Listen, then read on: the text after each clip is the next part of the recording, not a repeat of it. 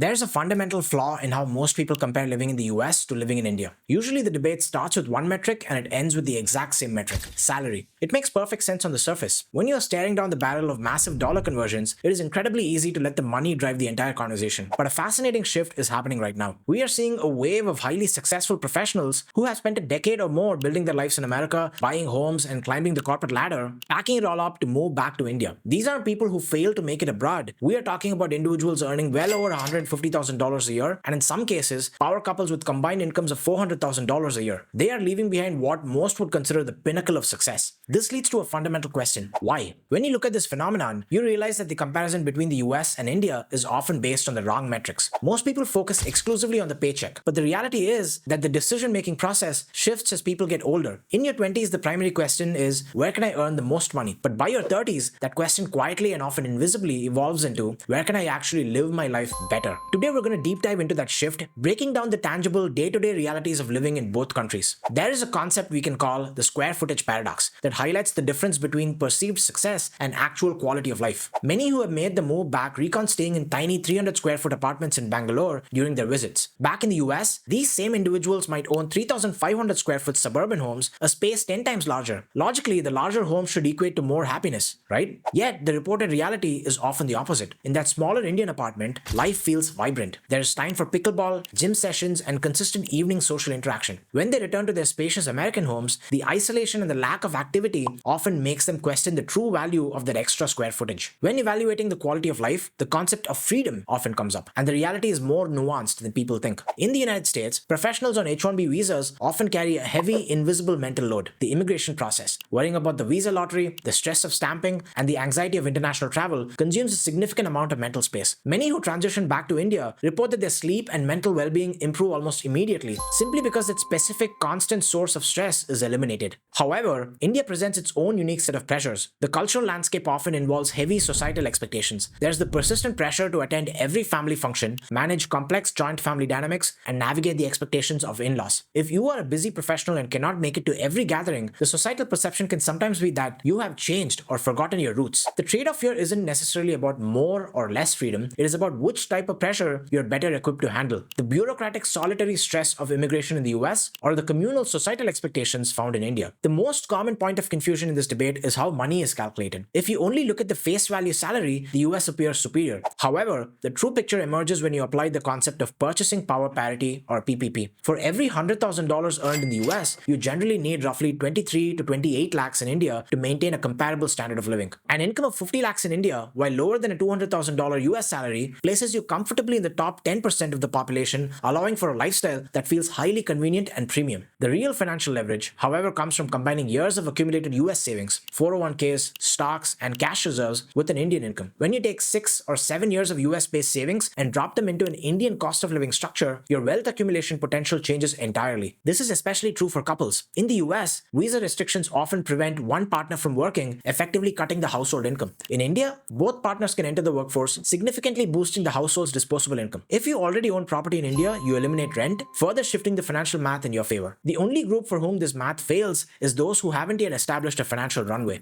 If you go to the US, fail to secure a long-term position, and return to India carrying high student debt, paying that off with an Indian starting salary is a difficult and stressful reality. When comparing daily life, there is an honest trade-off to be made regarding infrastructure. The United States is objectively more streamlined. The banking systems, tax processes, road quality, and general tech integration make administrative tasks smoother. In India, those same tasks can be unpredictable. You might experience the same process taking 10 minutes one day and 3 days of running between offices with physical paperwork the next. However, healthcare tells a different story. While the US offers superior high-end technology and specialist care, day-to-day healthcare is far more convenient in India. In the US, the need for appointments, insurance approvals, and restrictive clinics makes basic care cumbersome. In India, the ability to simply walk into a clinic and see a physician or dentist without the same bureaucratic friction makes managing minor health issues far easier. A massive factor in the decision to move is the sheer labor of living in the US. The experience of living in America is often described as, you are the system. You are the one who cooks, cleans, drives, fixes household issues, and manages every logistical detail. When you first move to the US, the independence feels empowering. But over the long term, it creates a silent, pervasive burnout. In India, there is an ecosystem of convenience where you can outsource these daily tasks. Groceries, laundry, cleaning, and cooking are all highly accessible and affordable. When you move back, you don't realize how much mental mental and physical energy was being drained by your daily chores until you get that time back. Finally, we have to address the most profound factors: community and family. In the United States, social life often hits a wall after the university years. Once you move into a professional environment and shift into suburbs, building a friend group becomes difficult. Unless you're exceptionally proactive, the experience can become isolating. In contrast, life in India is built on a foundation of constant human contact. Whether it is friends in your building, colleagues at work who feel like family, or the ability to visit someone with a scheduled appointment, the community is simply there. And then there's the reality of family. This is frequently the biggest driver for those moving back. There is a practical need to be near aging parents while they're still healthy rather than managing their care from thousands of miles away.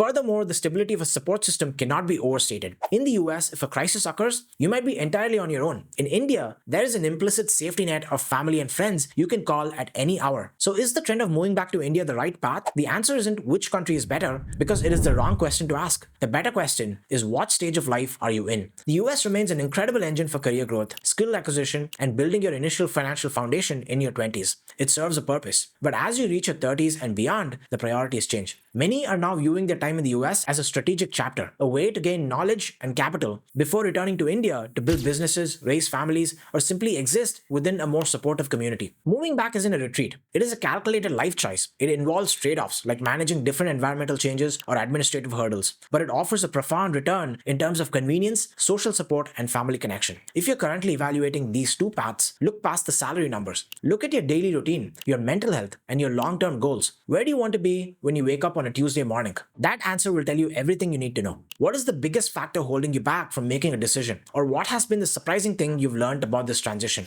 Let's talk about it in the comments. If you found this breakdown useful and this video engaging, please subscribe to this channel, and I'll see you in the next one. Bye.